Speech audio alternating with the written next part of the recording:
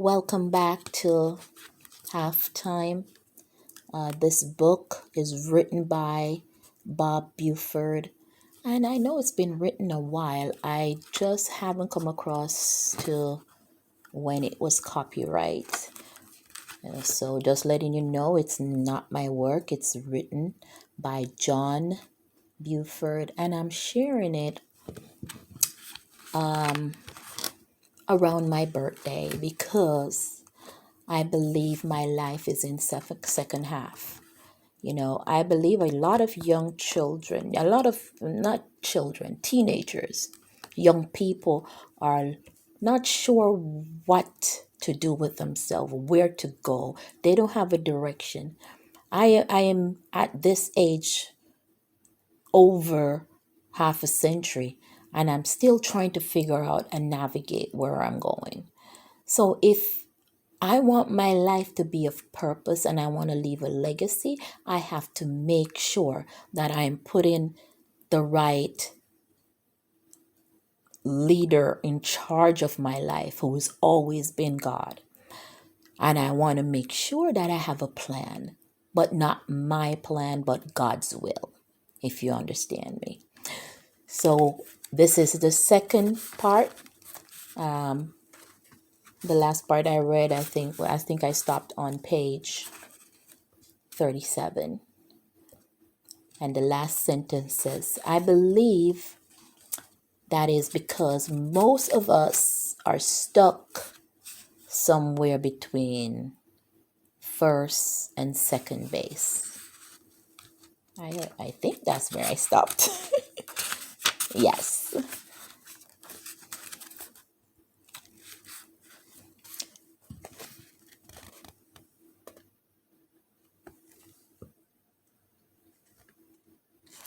In the first half of life, there is barely enough time to go beyond second base. We are hunter gatherers, doing our best to provide for our families, to advance our careers, and to pass our beliefs and values on to our children. In addition, for most men, and certainly a growing number of women, the first half finds us in our warrior mode. We need to prove to ourselves and others that we can accomplish something big. And the best way to do that is to become increasingly focused and intense. I think of the first half as a season in which to develop faith and learn more about the unique way the Bible approaches life. The second half, when the pressure lets up, seems to be more the time when most people round second base and begin to do something about the faith they've developed. That's how it was for me in the Odyssey also. So I'm going to stop here real quick to tell you something. I'm a writer, a published author. I've written 2 books, Epics of an Odyssey, 1 on the journey, and Epics of an Odyssey 2, Memoirs of a Dreamer. And when I as like I told you, I've never read this book. So when I see this in this book, it kind of made me go, wow, God, really? You never do anything at the wrong time. You're always on time. So anyway, I'm going to continue reading. In the Odyssey, the epic retelling of life of Odysseus, I think, there are 2 great forces pulling at Odysseus: work and home. He earns he yearns to get home, yet he enjoys the battles along the way. Do you feel a kinship to him? During the first half, we too are pulled between the desire to be with our families and the adventure of trying to make it in our career. Is it any wonder we do not hear that still, small voice calling us to something better? Huh? Do you identify with him? And this is the first time I'm hearing about him. But yet still I've written epics of an Odyssey, my Odyssey.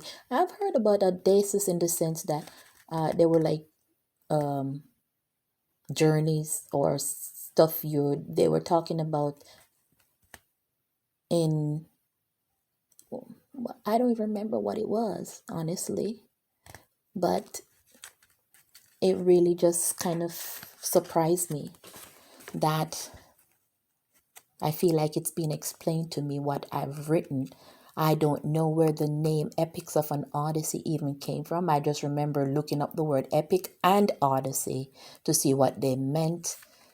And now I feel like I am actually learning about what is Epics of an Odyssey. What is an Odyssey? The first half of life has to do with getting and gaining, learning and earning. Most do this in the most ordinary of ways. Getting an education, entering the workforce, starting a family, buying a house, earning enough money to provide for needs as well as a few wants. Setting goals and climbing towards them. Setting goals and climbing towards them. Some chase the prize in a more spectacular, aggressive fashion, winning through intimidation and acquiring through leverage, buyouts and mergers, doing what it takes to make it to the top. Either way, few leave time in the first half for listening to God. If we have any spiritual interests, they usually take their form in a typical first half fashion, serving on the church building committee, teaching Sunday school class, or organizing the annual men's retreat. And those are good, by the way. If you are in a church, great way to be a part of your community. The second half is more risky because it has to do with living beyond the immediate.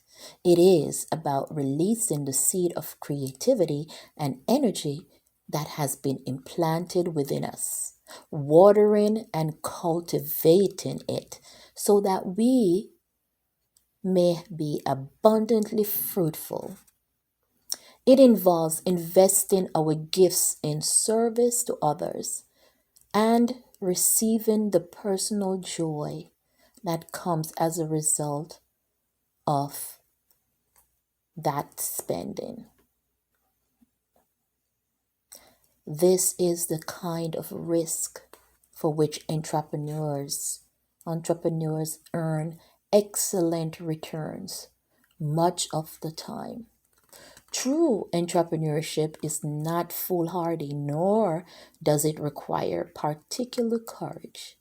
It merely seeks to gather and examine as many of the facts as possible about the market and the environment that might impact a decision. And then a decision must quickly be made. Likewise, for the second half of life to be better than the first half. Than the first. You must make the choice to step out of the safety of living on autopilot. Oh, wow, wow, wow.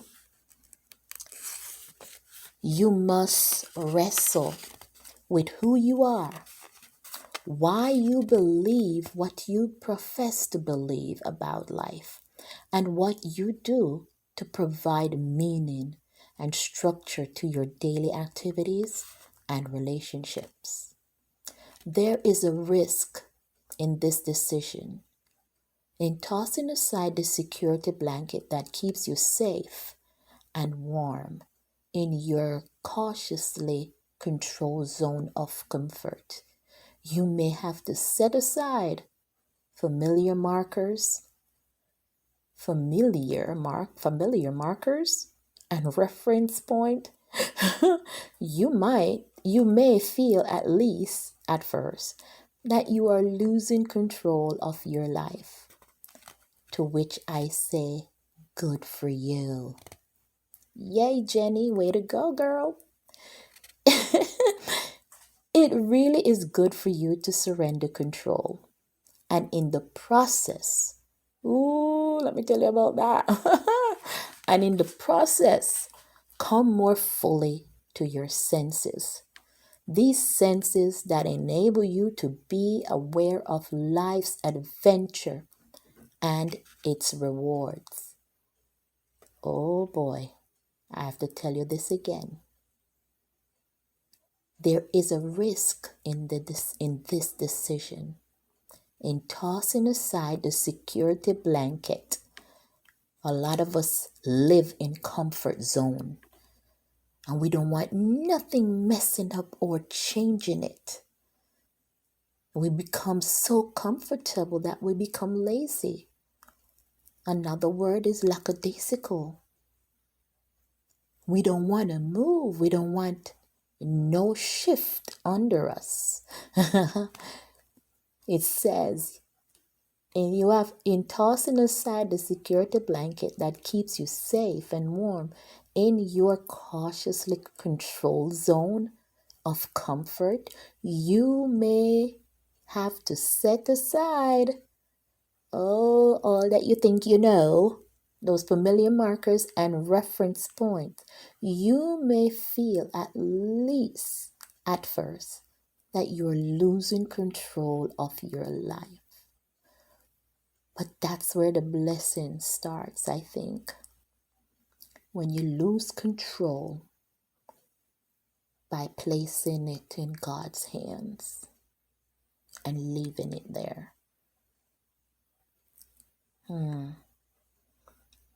It really is good for, it says, to which I say, good for you. It really is good for you to surrender control and in the process come more fully to your senses. Those senses that enable you to be aware of life's adventures and its rewards.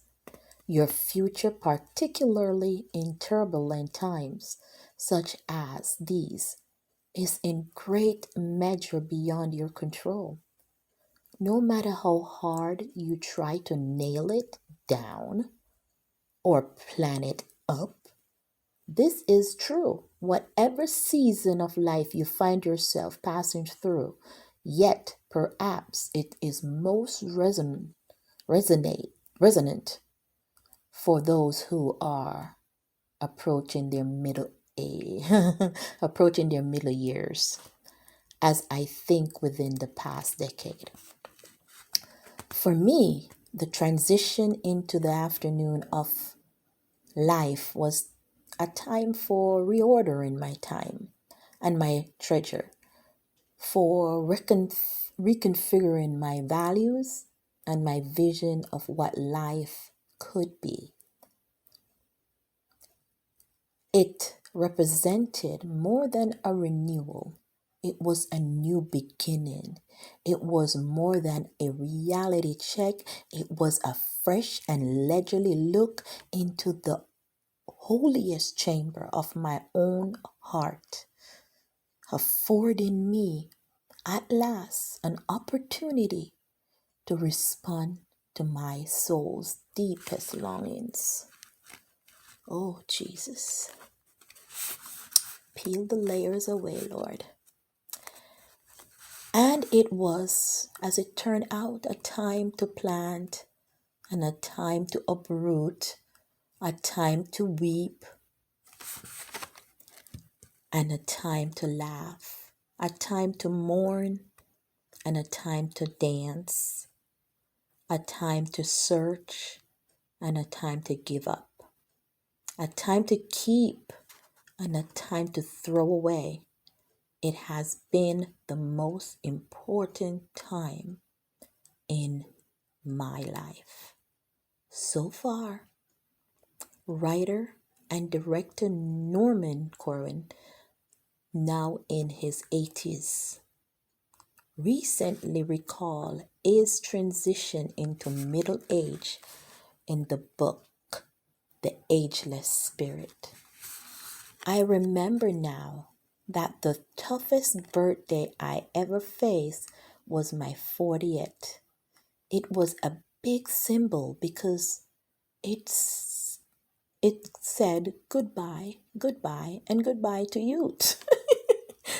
But I think that when one has passed through age, it's like breaking and sound barrier.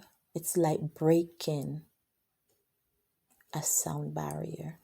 For it surely is a time to discover, as George Bernard Shaw had some years before, a taste of true joy of life.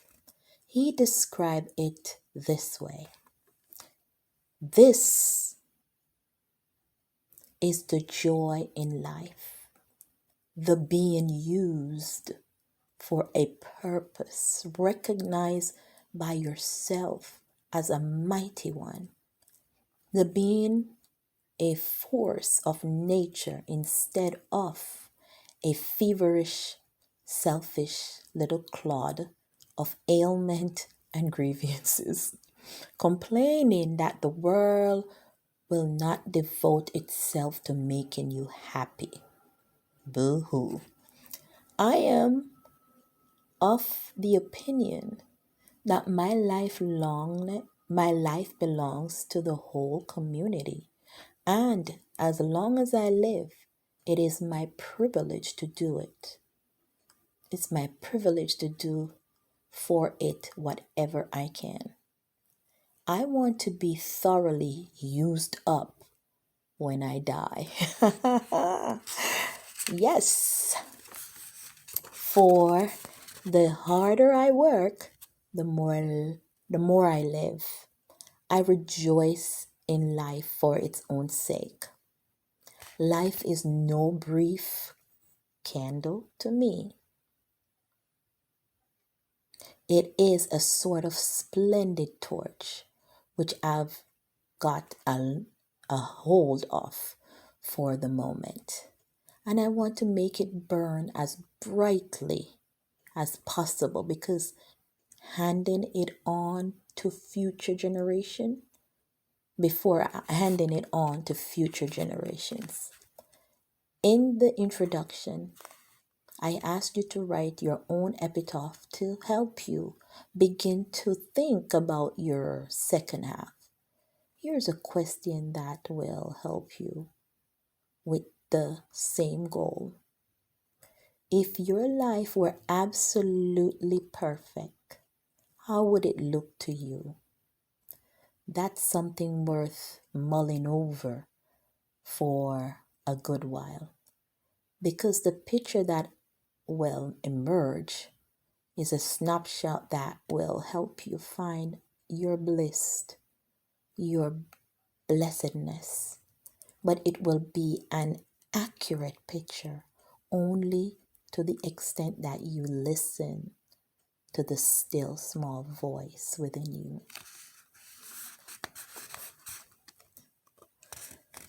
Okay, I'll take a break, or give you a break, and then I'll come back to chapter 2.